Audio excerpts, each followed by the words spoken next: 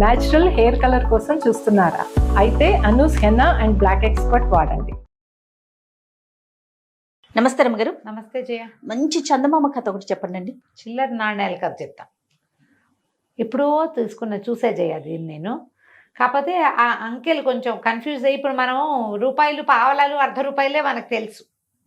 నాకు తెలిసే నాటికే అణాలు, అర్ధనాలు, బేడలు పోయినాయి. ఇక్కడ హైదరాబాద్ వచ్చాక చారానా, బారానా, అఠానా అనేవాళ్ళు.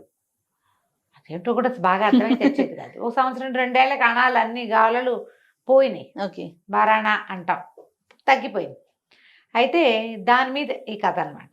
ఒక ఊళ్ళో ఓ రాముడు అని ఒక పిల్లవాడు ఉండేవాడు. వాళ్ళ అమ్మ చాలా పెద్దది, ఆవిడికి లేటు వయసులో పిల్లవాడు పుట్టాడు. వీడికి ఒక 10-12 ఏళ్ళు వచ్చేసరికి వాళ్ళ అమ్మ పెద్దదైపోయింది, తండ్రి లేడు. వాడే ఆ పని ఈ పని అన్ని పనులలో తల్లికి సహాయం చేసేవాడు. వీడికి ఒక 15 సంవత్సరాలు వచ్చేసరికి అమ్మ ఇంచుమించుగా మూల పడిపోయింది.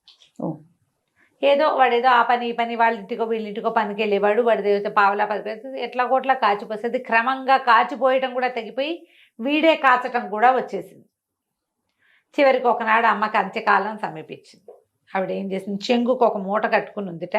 ఆ చెంగులోంచి అంత చిల్లర నాణ్యాలు తీసి, నాయన నీకు రెక్కలు తప్పిస్తే ఏమి ఇవ్వలేదురా, కానీ ఇంతకాలం నన్ను సాకేవు, నువ్వు ఈ చిల్లర పెట్టుకో. నేను ఎన్నేళ్ల నుంచో దాచిన డబ్బు ఇది.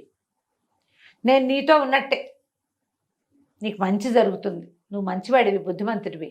తల్లులు వృద్ధాప్యంలోకి వస్తే ఇదేమి చేసి పెట్టదు మనకి అని వదిలేసి వెళ్ళిపోతున్నారు ఈ కాలం పిల్లలు. నువ్వు అట్లా చేయలేదు, పెద్దదాన్ని నన్ను చివరి దాకా సాగదీసావు కాబట్టి ఈ డబ్బు నీకు మేలు చేస్తున్నాను. ఒక 4 చిల్లర కాసులు వాడి చేతిలో పెట్టింది. సరే, చనిపోయింది. చుట్టుపక్కల వాళ్ళ సహాయంతో ఏదో తల్లిని మట్టి చేసేసాడు పిల్లాడు. ఈ ఊళ్ళో ఇంకా ఉండబుద్ధి కాదు. ఈ ఊళ్ళోనే ఎందుకు ఉండాలి? ఇదివరకంటే అమ్మ అటాచ్మెంటు, ఏదో గుడిసి ఉండేది వాళ్ళకి, సొంతదేం కాదు, ఏదో ఇంట్లో ఉండేవాళ్ళు.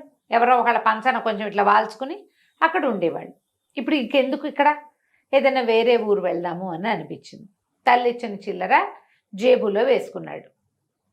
వాడికి ఒక చిన్న లాగు లాంటిది ఉన్నది, ఆ లాగు జేబులో వేసుకుంటే సరే అలా వెళ్తున్నాడు. వెళ్ళగా ఆ పంచన ఈ పంచన అన్నం తినేవాడు. మామూలుగా ఆ ఊళ్ళల్లో ఇది వరకు బిచ్చగాళ్ళు ఏమి ఉండేవాళ్ళు కాదమ్మా, అతిథులు అభ్యాగతులు అనేవాళ్ళు. రోడ్ల మీద పోతుంటే మధ్యాహ్నం అయ్యాకమ్మ ఆకలిస్తుంది అన్నం పెట్టండి అంటే ఎవరో ఒకళ్ళు ర్యాండమ్గా అన్నం పెట్టేసేవాళ్ళు. చేయ ఈ వీళ్ళింటో ఎవరైనా బాగిటో అన్నం పెడుతున్నారనుకో, ఎవరో ఒకడికి కుర్రాడికి, ఎదురింట్లో వాళ్ళు ఓ చుక్క పులుసుంది పోస్తాను, ఓ చుక్క మజ్జిగుంది పోస్తాను, లేదా ఈ పిల్లాడు ఎవరికో అన్నం పెడుతున్నా మజ్జిగుందా అని వీళ్ళు అడిగితే అవతల వాళ్ళు ఇవ్వటం, అందరూ కలిసి పెట్టేసేవాళ్ళు. ప్రతి వాళ్ళు ఈ రకమైన సహాయం చేసే కాలం ఒకటి మన ముందుందంటే మనం నమ్మలేం కూడా. అవునండి, కానీ ఇలాగే జరిగేది. వీడు ఆ పంచన ఈ పంచన అన్నం తింటూ ఏదైనా చెట్ల మధ్య నడిస్తే ఓ జామకాయ, ఓ మామిడికాయ, ఓ సీతాఫలం, ఓ 4 రేక్కాయలు అట్లా ఏమైనా పళ్ళు గిళ్ళో పీక్కుని తింటూ నడుస్తున్నాడు.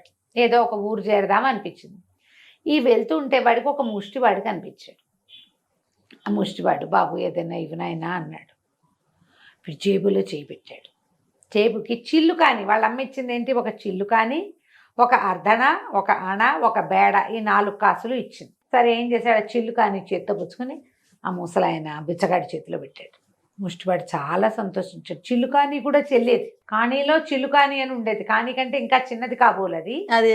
అయితే ఈ చిల్లుకాని ఇచ్చేసరికల్లా ఆయన అన్నాడు, చాలా మంచివాడివి రా అబ్బాయి, నీ దగ్గర ఏమీ లేకపోయినా ఉన్న దాంట్లో నుంచి ఒకటి తీసి ఇచ్చావు, దక్షిణ దిక్కుగా వెళ్ళు, నీకు మంచి జరుగుతుంది, దక్షిణ వైపు వెళ్ళిపో అంటే దక్షిణ దిక్కుగా నడవటం మొదలుపెట్టాడు. వెళ్ళగా ఏమైంది, వీడు అడవులన్నీ దాటుతూ వెళ్తున్నాడు. పెద్దగా గ్రామాలు లేవు.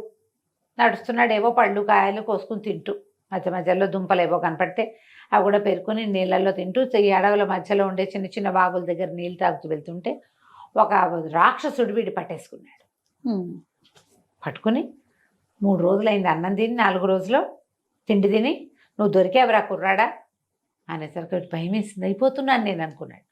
అయితే మా రాక్షసుడు అన్నాడు, నాకైతే ఒక నియమం ఉంది, 10 అంకెలు 1 నుంచి 9 దాకా, 10 అంకెలు కాదు 9 అంకెలు, 1 నుంచి 9 దాకా, అంతేగా మొత్తం అంకెలన్నీ 1 నుంచి 9 దాకా. ఏదో ఒక అంకె చెప్పు, ఒక అంకె నాకు సరిపడని అంకె ఉంది, ఆ అంకె చెప్తే వదిలేస్తా, మిగిలిన ఏ అంకెలు చెప్పినా వదలను, నిన్ను తినేస్తాను. అంకె చెప్పిస్తే కానీ నేను అన్నం తినకూడదు అంటే వీడేం చేశాడు, జేబులో చేపెట్టాడు భయపడుతూనే. భయపడితే వీడికి అర్ధణ తగిలింది. అర్ధణ రూపాయిలో 3వ భాగం, అంటే 3 వంతులు అనమాట అది. అంటే అలా ఏమనాలి, 3 అదంటే 3, 6, 12, 24నో లేకపోతే ఇంకా తక్కువ. వీడు ఆలోచించి అది 3 భాగాలన్నమాట. అది మామూలుగా 16 అణాలు కదా, 16 అణాలు. 1 రూపాయి అంటే 16 అణాలు ఆ రోజుల్లో. 16 అణాలు అంటే 1 రూపీ. ఓకే. ఇది 3 అణాలు ఎత్తు చేస్తుందేమో అది అని చెప్పాడు. అర్ధన అంటే ఇది అయి ఉంటుంది. అలాగా వాడు ఆలోచించి అణ పట్టుకుని 3 అన్నాడు. అనగానే రాక్షసుడు, అబ్బా 3 అస్సలు సరిపడదురా నాకు, అందుకని అసలు 3 రోజుల నుంచి అన్నమే లేదు. 4వ రోజు వచ్చింది కాబట్టి అన్నం దొరికింది, ఆహారం దొరికిందని నమ్మా. నువ్వు 3 చెప్పావు కదా, సరే దిగి వెళ్ళిపో. నువ్వు సావు నోట్లో పడి తప్పించుకున్నావు. ఇంకెవరికైనా దొరికితే నిన్ను తినేసేవాడే, నాకు దొరకడం నీ అదృష్టం. ఏం దానం చేసుకొచ్చావో పో నువ్వు అన్నాడు. ఈ రాక్షసుడి బారి నుంచి తప్పించేసుకున్నాడు వాడు. అట్లా నడిచి వెళ్ళటం మొదలుపెట్టాడు. ఇంకా వెళ్తే ఒక ఆటవికల గుంపుకి దొరికాడు ఈ అబ్బాయి. ఆటవికలు తీసుకుపోయి పై ఊళ్ళ వాళ్ళు ఎవరు మా దగ్గరికి రావడానికి వీల్లేదు, మా అమ్మవారికి బలిస్తాం మేము అని పెద్ద జేజి విగ్రహం ఉంది అక్కడికి తీసుకుపోయారు. ఆ ఆటవికల నాయకుడి పేరు శరాబంది. నువ్వెవరివి, ఏం చేస్తావు, నీకేం పనసు, వేవు ప్రశ్నలు కూడా వేశాడు. వీడు ఒళ్ళంతా పరిశీలించాడు. వీడికి ఏం దెబ్బలు లేవు కదా, సర్వలక్షణ సమర్పణంగా ఉన్నాడు పిల్లాడు. వాడికి ఏం దెబ్బలు, కట్లు, గాయాలు లేవు. గాయాలుంటే పనికిరాదు అమ్మవారి నివేదనకి. అయితే ఏమన్నాడు, మాకు ఒక నియమం ఉంది. ఒక 6 గ్లాసులు అక్కడ పెట్టున్నాయి.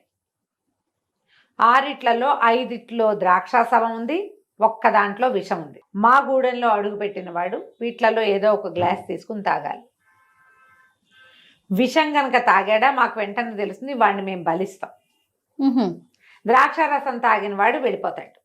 బాగుంది. నువ్వు అదృష్టవంతుడు అయితే ఇక్కడ ఉంటావు, దురదృష్టవంతుడు అయితే ఇక చేసేదేం లేదు. అదృష్టవంతుడు అయితే వెళ్ళిపోతావు నువ్వు హాయిగా నీ దారి అని చెప్పేసరికల్లా కుర్రాడు బాగా చూశాడు. బయటికేసి జేబులో చేయి పెడితే వాడికి అణ కాస్త తగిలింది చేతికి. అణ అంటే 6 భాగాలు. బాగా ఆలోచించి వరుసగా పెట్టినాయి కదా, 1 2 3 4 5 6 లేకుంటే 6వ గ్లాస్ తీసుకున్నాడు. 6వ గ్లాస్ ఎత్తి తాగితే ద్రాక్షాసవం. వాడికే తెలిసింది రుచి. ద్రాక్షరసం తాగి నిలబడి ఉన్నవాడిని చూసేసరికల్లా వాళ్ళకి అర్థమైంది, వీడు తాగింది ద్రాక్షారసమే. విషం కనుక తాగితే వెంటనే అమ్మో అనేవాడు. వాడు అమ్మో అనలేదంటే వాడు తాగింది విషం కాదనమాట. ఆశ్చర్యపోయారు, కూడా అదృష్టవంతుడు వీడు. అక్కడి నుంచి అప్పుడు శుభ్రంగా భోజనం పెట్టి కొంచెం తిండి మూటగట్టి అమ్మవారి దగ్గర మొక్కిచ్చి అడవి చివరికి తీసుకెళ్ళి వదిలిపెట్టారు. ఓకే. ఇక్కడి నుంచి దక్షిణ దిక్కుగా వెళ్తే సువర్ణపురి అనే రాజ్యం వస్తుంది. అందులోకి వెళ్ళు, నీకు ఏ పనైనా అవుతుంది, ఏదో ఒక పని దొరుకుతుంది అక్కడ నీకు అని చెప్పి పంపించేశారు. వీడు అడవి చివరి నుంచి నడిచి సాయంకాలానికి సువర్ణపురి చేరుకున్నాడు. సువర్ణపురి ఊరంతా కోలాహలంగా ఉంది. వీళ్ళ అందరినీ అడిగాడు, ఏంటండి హడావిడంటే, మా రాజుగారు మరణించారు ఇప్పటికి 15 రోజుల ముందు. ఆయన క్రియాకర్మలన్నీ అయిపోయినాయి.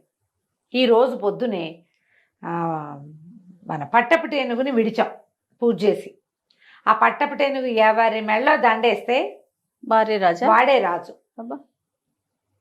అన్ని అదృష్టం, ఎవడ అదృష్టం, అతిథి అభ్యాగతి, పరాయి దేశం వాడు, ముష్టివాడు, కుష్టివాడు, ఎవడైనా సరే అదృష్టవంతుడు ఉంటే అయితే చాలు. అదే జరుగుతోంది ఇక్కడ. ఇవాళ రోజంతా అదే హడావిడి. పట్టపటేనుగు ఏ పక్కకి వెళ్తే ఆ పక్కకి వెళ్తున్నాము. అది మా ఊళ్ళో వాడు కావచ్చు, పై ఊరు వాడు కావచ్చు అనేసరికల్లా వీడు బాగా ఆలోచించి తన జేబులో ఇచ్చి బేడకాసు తీసాడు. వాళ్ళ అమ్మ ఇచ్చింది. ఆ బేడకాసుని ఇట్లా గాల్లో ఎగరేసాడు.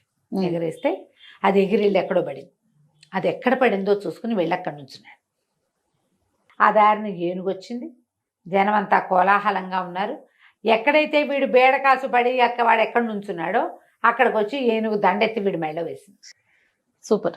చక్కగా మెళ్ళలో దండేసేసరికి అందరూ కోలాహలంగా అరిచారు, ఓహోహో అన్నారు. నీ పేరేమిటానంటే రాముడు, రామరాజు అయిపోయాడు. ఏనుగు కింద కూర్చోబెట్టి దాని మీద హౌదా ఎత్తి పెడతారు కదా, హౌదాలు ఎత్తుతారు. దీన్ని తీసుకెళ్ళి, ఈ కుర్రాన్ని తీసుకెళ్ళి అందులో దాని మీద కూర్చోబెట్టి హౌదా ఎక్కిచ్చేసి తీసుకుపోయి రాజుని చేశారు. ఆ చిల్లర నాణేలు మొదటిసారి బిచ్చగాడికి చేసిన దానంతో వీడికి అదృష్టం పట్టింది. రెండోసారి చేసిన కాసుతోటి వాడికి చావు తప్పింది. మూడోసారి కూడా చావు తప్పి 4వసారి ఏమైంది ఈ అబ్బాయికి రాజు అయ్యే అవకాశం వచ్చింది. పురాతనమైనవి పెద్దవాళ్ళు ఇచ్చిన వస్తువుల్ని పారేయకండి. వాళ్ళు చెంబులు చాట్లు ఇస్తే చెప్పలేను, ఏదైనా చిన్నది ఇస్తే అది మీకు అదృష్టాన్ని కలిగించవచ్చు. ఈ చిల్లర నాణ్యాలు కదా అదృష్టం వస్తుంది. ఎవరైనా పనిమాల చేతిలో పెట్టారనుకోండి, పక్కింటి వాళ్ళు వెనకింటి వాళ్ళు కాచుమి, మన ఇంట్లో పెద్దవాళ్ళు ఆపేక్షగా ఏదైనా ఇస్తే దాన్ని నిర్లక్ష్యంగా పడేయద్దు, దాని దగ్గర పెట్టుకోండి. అదే మీ అదృష్టపు తాళం చెవి కావచ్చు, అవుతుంది కాదు కావచ్చు. కావచ్చు. కథ కంచికి మనం ఇంటికి. బాగుందండి. నమస్తే. నమస్తే చెయ్యి.